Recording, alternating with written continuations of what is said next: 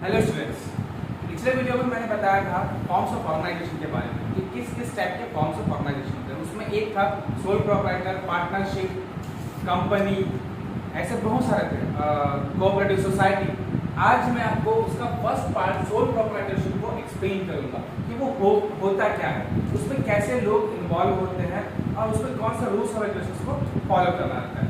Sole proprietorship means single owner, या आप ऐसा भी बोल सकते हैं कि sole proprietor is owned, managed and control by a single person. ठीक है, इसके कुछ और भी फीचर्स होते हैं। फीचर्स क्या बताते हैं आपको? फीचर्स ये बताते हैं कि वो कितना इंपॉर्टेंस है, उसकी विशेषता क्या है। उसको चालू करने से पहले या उसको स्टार्ट करने से पहले हमको किन किन बातों का ध्यान रखना पड़ेगा। तो फीचर्स ऑफ सोल प्रोप्राइटरशिप, सबसे फर्स्ट सिंगल ओनरशिप। यहाँ पे ओनर सिंगल ही रहता है। सिंगल होने का मतलब एक अकेला आदमी ही इसको कंट्रोल करता है, इसको मैनेज करता है या इसको स्टार्ट करता है। Second, individual risk bearing. यहाँ पे रिस्क भी इंडिविजुअल का ही रहता है, उसी पर्टिकुलर आदमी का रहेगा जो बिजनेस को स्टार्ट किया है और कोई उसके साथ नहीं आ पाता। Third, no separate legal entity. Separate legal entity नहीं रहता। जैसे आप नॉर्मली आप बिजनेस में पढ़े होंगे कि बिजनेस और ओनर दोनों के सेपरेट लीगल एंटिटी होते हैं। जैसे ये एक डुअल एस्पेक्ट प्रिंसिपल भी होता है, अकाउंट्स में आप पढ़ रहे होंगे। डुअल एस्पेक्ट प्रिंसिपल के अकॉर्डिंग बिजनेस का लीगल एंटिटी अलग बनता है और ओनर को सेपरेट अलग से ट्रीट किया जाता है। लेकिन सोल प्रोप्राइटरशिप में ये सिंगल रहता है, कोई अलग से आपको लीगल एंटिटी करने की या कोई अलग से गवर्नमेंट के रूल्स और रेगुलेशंस लगाने की जरूरत नहीं पड़ती। Freedom of operation. Freedom of operation बोलने का मतलब उसमें कोई भी गवर्नमेंट का इंटरफेरेंस नहीं रहता। वो खुद से वो जैसा चाहे वैसा बिजनेस को चला सकता है। जैसा चाहे बोलने का मतलब लीगल बिजनेस को वो अपने हिसाब से चला सकता है। फिर अनलिमिटेड लायबिलिटी। अब मैं अभी थोड़ी देर पहले ही बताया सिंगल ओनर रहता है तो लायबिलिटी भी सिंगल रहती है। क्यों? क्योंकि आपको कैपिटल खुद से लगाना है, day to day management of the business खुद से करना है। उसके अलावा आपको लायबिलिटी भी पूरा का पूरा खुद से ही झेलना है। अगर आपके ऊपर लायबिलिटी बर्डन बढ़ रहा है तो वो किसी और को आप ट्रांसफर या शेयर नहीं कर सकते, वो टोटल कंट्रोल आपको ही करना पड़ेगा। 6 वन मैन कंट्रोल। जैसे अभी मैं अनलिमिटेड लायबिलिटी में बताया, वैसे वन मैन कंट्रोल बोलने का मतलब आपको बुक्स ऑफ अकाउंट्स हो, चाहे डे टू डे ऑपरेशन हो, चाहे आपके डेटर्स हो, क्रेडिटर्स हो, किसी से भी डील करना है तो आपको खुद से ही डील करना पड़ेगा। इसके लिए आप किसी और को लायबल नहीं कर सकते। 7 small size. Normally sole proprietorship small size में ही स्टार्ट होता है। इसमें क्या है, ज़्यादा आपको फॉर्मेलिटीज निभाने की जरूरत नहीं रहती। फॉर्मेलिटीज बोलने का मतलब गवर्नमेंट से भी आपको कुछ ना कुछ परमिशन वगैरह लेना पड़ता है, तो ये हर किसी में लेने की जरूरत नहीं रहती। और अगर आपको लेना पड़ भी रहा है तो आप एकदम छोटे से लेवल से ही सोल प्रोप्राइटर स्टार्ट कर पाओगे। इसका एक और मतलब निकलता है, नॉर्मली मैं आपको पहले पॉइंट में बताया था कि सिंगल ओनरशिप होता है। सिंगल ओनरशिप में मतलब आपको कैपिटल खुद से ही लगाना पड़ेगा, तो आपको ह्यूज अमाउंट ऑफ कैपिटल लगाना पड़ेगा कब आपको जब बिग बिजनेस करना है। लेकिन नॉर्मली जब सिंगल ओनर रहता है तो बहुत बड़ा कैपिटल वो लगा नहीं पाता या फिर लगाना नहीं चाहता, क्योंकि खुद को ही रिस्क लेना है। तो इतना बड़ा रिस्क एक बार में शायद लेना नहीं चाहिए, इसलिए स्मॉल बिजनेस होता है। छोटे से बिजनेस से ही वो अपना day to day operation start करता है। 8 फॉर्मेशन एंड क्लोजर। फॉर्मेशन बोलने का मतलब ये बनता कैसे है। तो नॉर्मली आपको एक छोटा सा, यहाँ कहीं भी आप जाओ परमिशन लो, मतलब जैसे आपको एक दुकान खोलना है, आपको एक शॉपकीपर बनना है या कोई भी एक रिटेल शॉप खोलना है, तो आप वहाँ के एरिया के लिए वहाँ के रेंट वाला एग्रीमेंट बना लो, आप परमिशन ले लो गवर्नमेंट से, पिन नंबर जो होता है वो जनरेट करा लो, उसके बाद आप नॉर्मली बिजनेस स्टार्ट कर सकते हो। क्लोजर बोलने का मतलब इसको शट डाउन। अब शट डाउन भी आपके ऊपर है, आप कब करना चाहते हो, कैसे करना चाहते हो। इसमें कोई भी किसी का भी, ना गवर्नमेंट का, ना सोसाइटी का, ना कस्टमर का, किसी का भी इंटरफेरेंस नहीं रहेगा। ये वो आपके ऊपर रहता है कि आप कब इसको फॉर्मेट करोगे और कब इसको क्लोज करोगे। 9 lack of business continuity. Lack of business continuity बोलने का मतलब सोल प्रोप्राइटर में सबसे ज्यादा इंपॉर्टेंस यही रखता है। इसलिए इंपॉर्टेंस रखता है क्योंकि नॉर्मली हर बिजनेस का एक मेन फंडा होता है गोइंग कंसर्न प्रिंसिपल, मतलब आपको लगातार आगे बढ़ना है। लेकिन सोल प्रोप्राइटरशिप में एक प्रॉब्लम आती है, जरूरी नहीं कि हर बिजनेस लगातार कंटिन्यू हो पाए। जैसे अगर मान लो कि बात ओनर की डेथ हो गई, या ओनर इनकैपेबल हो गया, या ओनर इंसॉल्वेंट हो गया। इंसॉल्वेंट मतलब पागल हो जाना होता है, दिवालिया हो जाना होता है, या फिर उसके क्रेडिटर्स बहुत ज़्यादा बढ़ गए, अब वो किसी को लोन पे नहीं कर पा रहा है, तो वो भी इंसॉल्वेंट में ही आएगा। इसलिए बोल रहा हूँ कि लैक ऑफ बिजनेस कंटिन्यूटी इस टाइप के फॉर्म्स ऑफ बिजनेस में बहुत ज़्यादा आती है। हर कोई बिजनेस ओनर लगातार कंटिन्यू नहीं कर पाता, और कंटिन्यू नहीं कर पाता उसके कारण मैं आपको बताया कि या तो उसकी डेथ हो गई, या तो वो इंसॉल्वेंट हो गया, या तो वो इनकैपेबल हो गया। और इनमें ये 9 फीचर्स हैं, 9 फीचर्स हैं सोल प्रोप्राइटरशिप के, जो मोस्ट इंपॉर्टेंट है, एग्जाम में आपके आते ही है। खासकर फर्स्ट 6 जो है वो सबसे ज़्यादा इंपॉर्टेंट है, क्योंकि अगर आपको एग्जाम में पूछेगा तो ये क्या है, आप इसमें आपको कोई घबराने की भी जरूरत नहीं है। क्यों मैं बता रहा हूँ, ये फीचर्स ही क्या रहते हैं, ये मीनिंग को डिस्क्राइब करते हैं, किसी भी वर्ड के मीनिंग को डिस्क्राइब करते हैं। आपका मीनिंग ही निकल रहा है, इसमें ऑटोमेटिकली जनरेट हो रहा है कि सोल प्रोप्राइटर मतलब single ownership, individual risk bearing, एक अकेला रिस्क बेयर करता है, नो सेपरेट लीगल एंटिटी, मतलब बिजनेस के प्रिंसिपल के अकॉर्डिंग आपको बिजनेस और ओनर का अलग अलग कोई लीगल एंटिटी कराने की जरूरत नहीं पड़ती, दोनों एक ही में काउंट होते हैं, ओनर और बिजनेस। फ्रीडम ऑफ ऑपरेशन, एक सिंगल ओनर रहता है तो उसको फ्रीडम ऑफ ऑपरेशन रहता है, वो जैसे चाहे चला सकता है, गवर्नमेंट का कोई इंटरफेरेंस नहीं रहता। फिर अनलिमिटेड लायबिलिटी, अनलिमिटेड लायबिलिटी मतलब मैं आपको थोड़ी देर पहले बताया था, अकेला ओनर है तो आपको पूरा का पूरा लायबिलिटी भी खुद से ही पुट आउट करना पड़ेगा, पूरा लायबिलिटी आपको खुद झेलना पड़ेगा। One man control, one man control मतलब आपको डे टू डे ऑपरेशंस हैं, आपको बुक्स ऑफ अकाउंट्स हैं, और भी जो चीज़ें हैं जैसे आपके सप्लायर्स हो गए, डेटर्स हो गए, क्रेडिटर्स, सबको कौन मैनेज करना है, आपको ही मैनेज करना है। 7th है स्मॉल साइज, 8th है formation exclusive, easy to form है, और 9th है lack of business continuity. Business continuity, lack of business continuity मतलब आपको बताया था मैंने, कुछ लोग इंसॉल्वेंट हो जाते हैं या कुछ इनकैपेबल हो जाते हैं, जिसके कारण ये कंटिन्यू नहीं कर पाते। तो फीचर्स में इतना ही था। अब मैं आपको इसके आगे इसके एडवांटेज बताऊंगा, एडवांटेज और डिसएडवांटेज, क्या इसके फायदे हैं, क्या इसका नुकसान है। चलो अब आगे बढ़ते हैं। एडवांटेजेस और मेरिट्स ऑफ सोल प्रोप्राइटरशिप। सबसे पहला एडवांटेज इसका होता है easy to form and dissolve. आप बहुत इजीली रहता है कि आप कहीं भी कैसे भी इसको इजीली स्टार्ट कर सकते हो, और जब आप चाहे आप उसको डिसॉल्व कर सकते हो, आपको किसी और से कंसल्ट करने की जरूरत नहीं रहती। डायरेक्ट इंसेंटिव, डायरेक्ट इंसेंटिव बोलने का मतलब आप जो भी रिस्क लोगे, आप जो भी ऑपरेशन करोगे, उसका डायरेक्ट रिलेशन किससे रहता है, प्रॉफिट से। तो जो भी आपका प्रॉफिट जनरेट होगा वो किसका होगा, टोटल आपका ही होगा।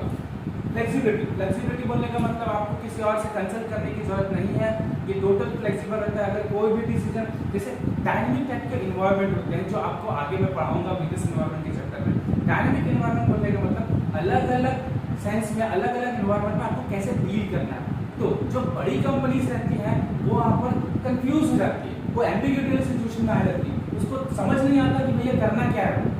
फ्लेक्सिबिलिटी यहाँ पर होने का फायदा क्या होता है कि यहाँ पे एक ही ओनर रहता है तो उसको कोई टेंशन नहीं रहता, वो जो चाहे जैसा चाहे डिसीजन ले सकता है और अपने बिजनेस को उसके एनवायरनमेंट के अकॉर्डिंग चेंज कर सकता है।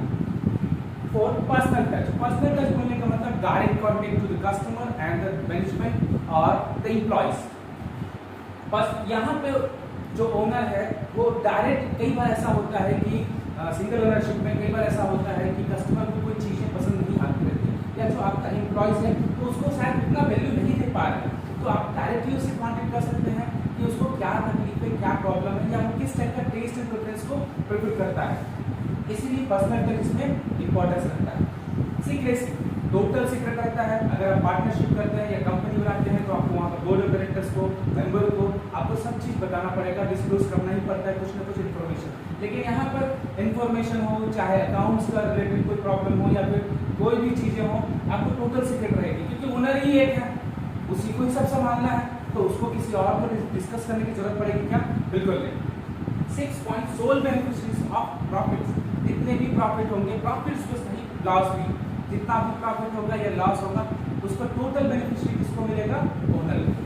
7th point, independent control. Independent control मतलब आप थोड़ी देर पहले मैं डिस्कस किया था कि आपको किसी और से डिस्कस करने की या किसी और को बताने की जरूरत नहीं है, आप जो चाहे जैसा चाहे कभी भी आप अपने बिजनेस में अप्लाई कर सकते हो।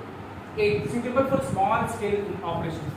ये स्मॉल स्केल ऑपरेशन के लिए सबसे ज़्यादा अच्छा है, सूटेबल है। क्यों? बड़े बिजनेस को आपको अलग अलग टीम रहती है, डिसेंट्रलाइजेशन रहता है, अलग अलग मार्केट रहते हैं, अलग अलग पोर्टफोलियो रहता है, वहाँ पे आपको अलग अलग लोगों की जरूरत डेफिनेटली पड़ेगी, क्योंकि एक सिंगल ओनर बड़े बिजनेस को इजीली हैंडल नहीं कर पाएगा। इसलिए सोल प्रोप्राइटरशिप हमेशा स्मॉल स्केल इंडस्ट्रीज के लिए रहता है, जहाँ पे वो खुद ही ओनर रहता है, खुद ही कंट्रोलर रहता है, खुद ही रिस्क बियर रहता है। ठीक है। 9 sense of accomplishment. Sense of accomplishment बोलने का मतलब आप खुद वहाँ पर के बॉस हो, आपको सेल्फ सेटिस्फेक्शन भी मिलता है। आपका बिजनेस लगातार ग्रो करते जा रहा है तो आपको लगेगा कि आपका सेल्फ सेटिस्फेक्शन बहुत अच्छा है। क्यों? आपका कॉन्फिडेंस लेवल भी जनरेट होगा, क्योंकि बिजनेस ग्रो कर रहा है तो किसके कारण कर रहा है? मेरे कारण कर रहा है। अगर मैं सिंगल ओनर हूँ तो मेरे कारण बिजनेस ग्रो कर रहा है, तो ये मेरे में और कॉन्फिडेंस लेवल बढ़ाएगा कि भैया अब मेरे को और आगे क्या स्टेप करना है। तो यहाँ पर समझ आया। मैं एक बार और रिपीट कर रहा हूँ सभी पॉइंट्स को जल्दी जल्दी quick.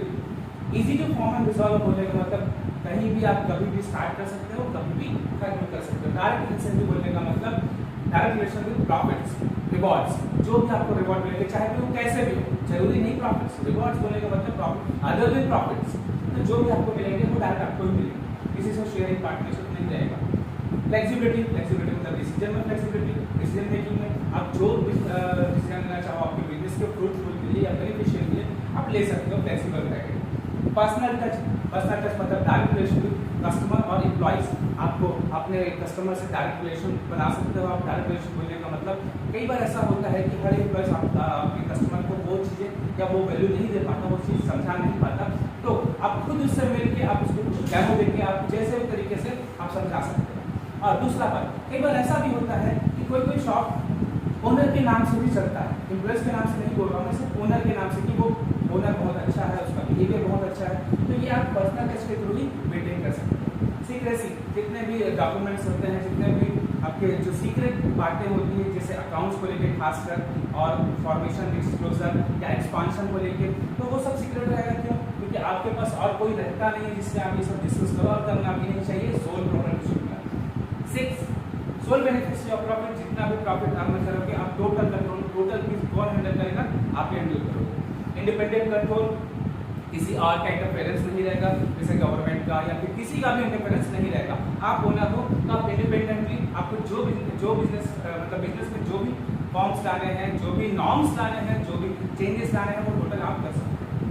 8 suitable for small scale business, अभी मैं थोड़ी देर पहले बताया था, सोल प्रोप्राइटर बिग बिजनेस के लिए बिल्कुल भी पॉसिबल नहीं। और 9 सेंस ऑफ अकम्प्लिशमेंट बोलने का मतलब सेल्फ कॉन्फिडेंस जनरेट करना। जैसे जैसे आप ग्रो करते जाओगे आपका कॉन्फिडेंस ऑटोमेटिकली जनरेट होता जाएगा। तो ये था एडवांटेज। अब मैं आपको बताऊंगा इसके कुछ डिसएडवांटेज भी हैं। आगे बढ़ते हैं इसके डिसएडवांटेज। मैं अभी थोड़ी देर पहले बताया था कि हर बिजनेस का या हर फॉर्म्स ऑफ ऑर्गेनाइजेशन का अगर वो एडवांटेज है उसका, तो उसका कुछ ना कुछ डिसएडवांटेज भी होगा ही। जैसे फर्स्ट है लिमिटेड रिसोर्सेज। अब लिमिटेड ओनर, सिंगल ओनर के कारण भैया आपका कैपिटल भी या रिसोर्सेज भी बहुत ही कम रहता है। जितना आपके पास अवेलेबल है उतना ही आप पुट कर सकते हैं। जैसे नॉर्मली पार्टनरशिप में क्या होता है, दो से अधिक लोग मिलकर एक साथ मिलकर कोई ना कोई कंपनी या कोई ना कोई ऑर्गेनाइजेशन स्टार्ट करते हैं, तो वहाँ जितने ज़्यादा मेंबर रहते हैं उतना ज़्यादा कैपिटल लगता है। वैसे ही सिंगल ओनर है, सोल प्रोप्राइटर में सिंगल ओनर है, तो ये रिसोर्सेज भी बहुत कम निकलेंगे। अनलिमिटेड लायबिलिटी में आपको इसके मेरिट्स में बताया था कि लायबिलिटी अनलिमिटेड रहेगी आपका, क्योंकि टोटल कंट्रोल आपको ही करना है। आपके डेटर्स, क्रेडिटर्स, आपके सप्लायर्स सबको आपको ही मैनेज करना है, तो लायबिलिटी आपकी अनलिमिटेड रहेगी। Third, limited managerial skill. Managerial skills में एक्सपर्टीज, जो नॉलेज है, जो भी आपके एक्सपीरियंस है, वो सिर्फ और सिर्फ आप तक ही सीमित रहेंगे, आप तक ही लिमिटेड रहेंगे, और उसी को आप अपने बिजनेस में गो थ्रू कर सकते हो। अगर आपके पास एक और कोई पार्टनर रहता या कोई मेंबर रहता, तो शायद उसमें कुछ और एक्सपर्टीज रहते, वो आपके साथ शेयरिंग होते, लेकिन यहाँ पर तो आप सिंगल ओनर हो, इसलिए मैनेजरियल स्किल भी लिमिटेड रहेंगे। Limited scope of expansion, capital कम होने के कारण, मैनेजमेंट ऑफ बिजनेस कम होने के कारण आपका एक्सपांड करने के चांसेस बहुत कम हो जाते हैं। Limited life of business. Limited life of business बोलने का मतलब जैसे मान लो कभी ओनर इल हो गया या कहीं उसको जाना है किसी अर्जेंट काम से, तो फिर प्रॉब्लम अराइज होने लग जाएगी। प्रॉब्लम ये होने लग जाएगी क्योंकि उसको छोड़ के जाना पड़ेगा और आपका बिजनेस शायद उस पर्टिकुलर टाइम के लिए बंद रखना पड़ेगा। तो ये लिमिटेड लाइफ ऑफ बिजनेस हो गया। एक बार और मैं क्विक बता देता हूँ, इसके समझ आया आपको? एक बार क्विक बताता हूँ। लिमिटेड रिसोर्सेज बनने का मतलब सिंगल ओनर है तो भैया रिसोर्सेज कम ही लगेंगे, कैपिटल वो कम ही लगा पाएगा। अनलिमिटेड लायबिलिटी सिंगल ओनर है तो अपने सप्लायर्स को, क्रेडिटर्स को, सबको खुद को मैनेज करना पड़ेगा। लिमिटेड मैनेजमेंट के एक सिंगल आदमी जितना उसके पास एक्सपर्टीज है, जितना उसके पास स्किल है, जितना उसके पास नॉलेज है, सिर्फ उसी को ही वो अपने बिजनेस में पुट आउट कर सकता है, उसके अलावा कुछ नहीं कर सकता। इसलिए लिमिटेड मैनेजमेंट स्किल होता है। Limited scope of expansion, capital और मैनेजमेंट और मैनेजर स्किल कम होने के कारण आपका एक्सपांड करने के चांसेस बहुत कम हो जाते हैं। लिमिटेड लाइफ ऑफ बिजनेस, इसमें अभी बताया था, सिंगल ओनर है, सोल प्रोप्राइटर है, तो अगर वो कभी बीमार पड़ जाता है या उसको कुछ किसी अर्जेंट काम से कहीं जाना पड़ जाता है तो वो बिजनेस को शायद उस टाइम पर्टिकुलर टाइम के लिए बंद करना पड़ेगा। तो ये होता है लिमिटेड लाइफ ऑफ बिजनेस। तो स्टूडेंट्स, आपको ये पूरा पार्ट समझ आया कि नहीं? अगर अच्छा लगा, समझ आया है तो कमेंट बॉक्स में जाइए और अपना रिव्यू दीजिए, अपना फीडबैक दीजिए। या फिर अगर आपको लगता है कि मेरे को कुछ और इसमें चेंजेस लाने चाहिए या कुछ और चीज़ करना चाहिए, कुछ नया चीज़ करना चाहिए, तो आप कमेंट बॉक्स में जाके वो भी बता सकते हैं। Thank you.